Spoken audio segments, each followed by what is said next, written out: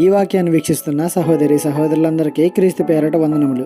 ఈరోజు వాక్యం ద్వారా దేవుడు మనతో చెబుతున్న మాట, తెలివిలేక ప్రతి మనుషుడు పశుప్రాయుడు పోతపోయి ప్రతివాడును తాను చేసిన విగ్రహమును బట్టి అవమానమునందును.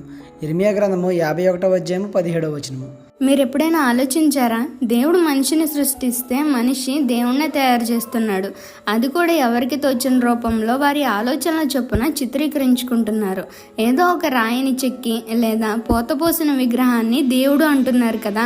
మనిషిని సృష్టించిన దేవుడు గొప్పవాడు. అయితే మరి ఆ దేవుని చేస్తున్న మనిషి కూడా గొప్పవాడు అవుతాడేమో కదా. ఒక రకంగా వాడు కూడా దేవుడే అవుతాడేమో కదా. గమనించండి. అందుకే దేవుడు ఈ విగ్రహాలను పూజించే మనుషులను పశుప్రాయులు అని ఈ వాక్యంలో సెలవిస్తున్నారు.